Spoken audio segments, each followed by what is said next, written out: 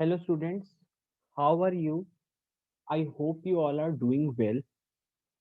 Students, specially class 11th के students और वो स्टूडेंट्स जिनको फिजिक्स पढ़ने में बहुत इंटरेस्ट है, आप सभी का स्वागत है इस नए लेक्चर में जहां हम क्लास 11th की पढ़ाई शुरू कर रहे हैं फिजिक्स में। बच्चों, मेरी प्लानिंग ये है कि हम फिजिक्स के चैप्टर्स को बहुत छोटे छोटे लेक्चर्स में डिवाइड कर दें और टॉपिक वाइज चीजों को पढ़े, क्योंकि क्लास 11th आपका बेस है फिजिक्स पढ़ने का, फिजिक्स समझने का। फिजिक्स एक समझने वाला सब्जेक्ट है। फिजिक्स कोई ग्रामेटिकल सब्जेक्ट नहीं है, कोई कम्युनिकेशन का सब्जेक्ट नहीं है। फिजिक्स जितना अच्छे से आप समझोगे, जितना अच्छे से आप चीजों को ग्रैप करोगे, उतना अच्छा होगा। और चीजों को ग्रैप करना सबसे बेस्ट है, छोटे छोटे पीसेस में पढ़ा जाए, है ना। तो उसी सीरीज को हम आज स्टार्ट करते हुए हमारा फर्स्ट टॉपिक ले रहे हैं, व्हाट इज फिजिक्स। सबसे basic, chapter number 1, introduction to physics का पहला टॉपिक, आखिर फिजिक्स है क्या। पहले ये तो बताइए, आप फिजिक्स पढ़ा रहे हैं, आप हमारा बेस बनवा रहे हैं, आप चाहते हैं हम फिजिक्स अच्छे से पढ़ें, लेकिन दरअसल फिजिक्स है क्या, आप एक बार ये तो बता दीजिए। तो यहीं से हम अपनी पढ़ाई शुरू करेंगे। आई नो हम सब कोरोना से इस समय जंग लड़ रहे हैं, जंग हमारी जारी है, जंग हम जीत भी जाएंगे। कोरोना जिनको लास्ट टाइम नहीं हुआ, अब सबको धीरे धीरे करके हो रहा है। इसीलिए मेरी आप सबसे विनम्र प्रार्थना भी है कि अपने आप को बचा के रखें, सैनिटाइजर यूज करें, विटामिन सी लेते रहें, और बहुत सारे मेजर्स जो आप ले सकते हैं, प्रिकॉशंस जो ले सकते हैं, उनको फॉलो कीजिए। और ज्यादा से ज्यादा अपने पेरेंट्स का, अपने ग्रैंड पेरेंट्स का ध्यान रखिए, उन तक ये बीमारी ना पहुंचे। इस चीज का बहुत अच्छे से आप लोग ध्यान रखिए प्लीज। शुरू करते हैं व्हाट इज फिजिक्स से। बच्चों, एक एक करके स्टेटमेंट्स हम लोग रीड करेंगे और चीजों को समझने की कोशिश करेंगे। What is physics? Physics is a branch of science which deals with the study of nature and it's law. Nature में बहुत सी घटनाएं होती हैं, बहुत सी घटनाएं। जैसे रेनबो निकला, रेनबो कहाँ से निकला? सन और रेन, रेन हुई, रेन के कभी कभी सन आ जाता है, और सन और रेन के फिनोमिना से रेनबो डेवलप होता है। और हम अपने हाथों को जब रब करते हैं तो एक हीट एनर्जी की फॉर्म में हीट निकलती है। तो ये जो चीजें हैं, ये कहीं ना कहीं कुछ बयां कर रही है, कुछ बता रही है कि आखिर हो क्या रहा है। और हो क्या रहा है तो छोड़िए, हो क्यों रहा है। हमेशा कोई भी फिनोमिना आपके आसपास हो, नेचुरल, तो आपके दिमाग में सबसे पहला क्वेश्चन यही आना चाहिए कि ये हो क्यों रहा है। ठीक है, और ये होने के पीछे कहीं ना कहीं नेचर की कोई ब्यूटीफुल मैजिक है। नेचर एक मैजिकल थिंग की तरह है। नेचर में हर वक्त कुछ ना कुछ होता रहता है, नए नए तरीकों से मैजिक होते रहते हैं, और वही मैजिक हम लोग डिकोड करते हैं लॉ के थ्रू। जैसे कोडिंग डिकोडिंग होता है, वैसे नेचर कुछ कोड कर देता है, नेचर कुछ बना देता है, और फिर हम लॉज के थ्रू उसको डिकोड करते हैं। जैसे कि यहाँ पे एक टेबल देखिए, आपको एक टेबल दिख रहा होगा फिनोमिना एंड लॉस का। इसमें साफ लिखा है, एक फिनोमिना लिखा है, orbiting of moon around earth. Moon धरती के चक्कर लगाता है। Falling of an apple on earth, धरती के ऊपर सेब का गिरना, पेड़ से सेब, न्यूटन की कहानी आपने सुनी होगी, न्यूटन के सर पे सेब गिर गया, वही चीज। तो ये दो फिनोमिना हो रहे हैं, इसके पीछे कानून क्या है? ये दोनों एक मैजिक की तरह है। इन मैजिक के पीछे का कानून है न्यूटन लॉ ऑफ ग्रेविटेशन। इसके दोनों के पीछे का रीजन भी न्यूटन ने ही ढूंढा, और उसने उस लॉ का नाम दिया न्यूटन लॉ ऑफ ग्रेविटेशन। तो इसके पीछे का लॉ ये था, और मैजिक था, orbit on earth around, orbit of moon around earth, and falling of an apple on earth.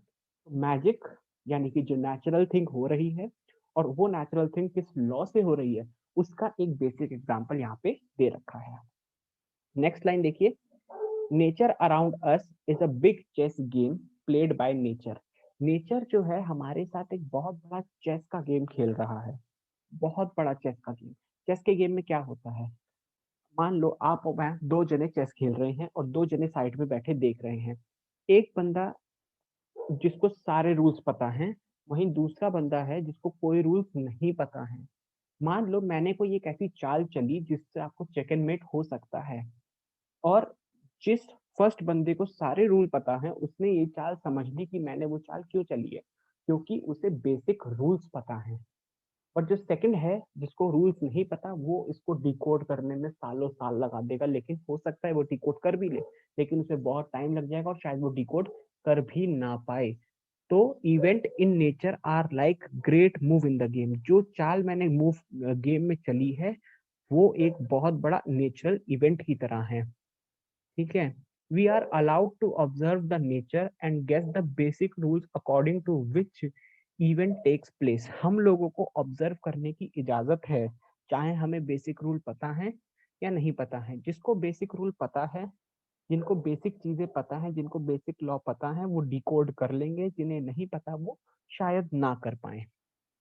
We may come across new events which do not follow the rule guessed earlier and may have to declare old rule wrong and discover new rule। हो सकता है हमारे सामने आज की date में कोई ऐसा इवेंट आ जाए जिसको हम लोग नहीं समझ पा रहे हैं।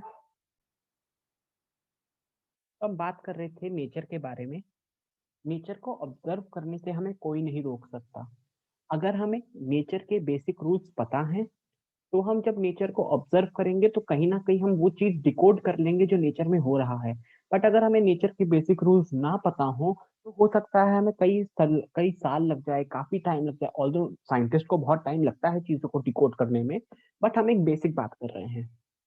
We may come to know new events, मतलब हमें कई बार हो सकता है नए इवेंट्स पता लगे कि नए नए इवेंट्स इस समाज में हो रहे हैं। कुछ अचानक से कुछ हो गया, मान लो धरती सीधी चल रही थी अचानक से उल्टी चल गई, तो ऐसा क्यों हो गया।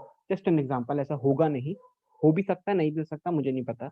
ठीक है, लेकिन मान ऐसा होगा नहीं। ठीक है, लेकिन हो सकता है कि आज की डेट में जो रूल्स हमारे पास हों, उन रूल्स से हम उस इवेंट को डिकोड ना कर पाए, हम ना बता पाए कि वो इवेंट किन रूल्स की वजह से हुआ है। मान लो न्यूटन लॉ ऑफ ग्रेविटी के अगेंस्ट कोई रूल, कोई काम हो जाता है। मान लो सेब नीचे गिरने की बजाय ऊपर चला जाता, तो न्यूटन लॉ ऑफ ग्रेविटेशन गलत हो जाता, एप्लीकेबल नहीं होता। तो उस सिचुएशन में हमारे को ये भी अधिकार है कि हम नए रूल्स बनाए और नए रूल्स ढूंढे। ठीक है, क्योंकि ये अथॉरिटी किसी के पास नहीं है कि हम नए रूल्स बनाने के लिए किसी के पास जाएं कि भैया आप बना दीजिए नया रूल, ऐसी ऐसी बात नहीं। No one has the authority to frame the laws in physics, it is only depend on observation at that time. जो उस समय हुआ, जो उस समय मैंने देखा, जो उस समय मैंने ऑब्जर्व किया, ये काम केवल उसी समय होता है। उस समय जो हुआ, मान लो मेरे घर पे आज ग्रेविटी की वैल्यू 9.8 ना आके 12 आ गई, तो जो 12 आई है वो मेरे घर पे आई है, तो हो सकता है मेरे घर के नीचे कुछ गड़बड़ हो सकता है इस एरिया में कुछ गड़बड़ हो। तो इस ऑब्जर्वेशन के थ्रू मुझे एक नया लॉ भी बनाना पड़ सकता है। हो सकता है मेरी ऑब्जर्वेशन गलत हो, बट अगर ऐसा हुआ है तो क्या रीजन है। गलत होगा तो भी एक लॉ बनेगा, वो लॉ प्रिकॉशन में चला जाएगा कि भैया ऐसी गलती नहीं होनी चाहिए। और अगर सही हुआ है तो फिर एक नया लॉ बनेगा, वो लॉ के फ्रेम में जाएगा। राइट, यहाँ देखेंगे, there can be new phenomena any day, and if any rule discovered by great physicists does not applicable, then no one should hesitate to change it। अगर मान लो आज की डेट में कुछ ऐसा हो जाता है, जैसा मैंने एग्जांपल दिया 9.8 की जगह 12 मीटर पर सेकंड आ जाती है जी की वैल्यू, तो मेरे को कोई दिक्कत नहीं है, कितना भी बड़ा साइंटिस्ट हो, उसने कोई भी कानून दिया हो, मेरे को कोई दिक्कत नहीं है या आपको कोई दिक्कत नहीं है कि उसके बनाए उस कानून को आप बदल दें। अगर आपकी ऑब्जर्वेशन हजारों बार चेक करने के बाद भी सही है तो इसमें कोई शक नहीं है कि आप उस ऑब्जर्वेशन को चेंज कर दें। तो अभी के लिए हम फर्स्ट टॉपिक इतना ही डिस्कस कर रहे हैं। ये नोट्स डिस्क्रिप्शन में अवेलेबल हैं, डाउनलोड कर लीजिए, पढ़ लीजिए। One of the best notes, अच्छे से अच्छे नोट्स बना के मैं आपको पढ़ाने की कोशिश करूंगा। ये नोट्स आपको फ्यूचर में भी काम आएंगे। मिलते हैं सेकेंड लेक्चर में इसी सीरीज के।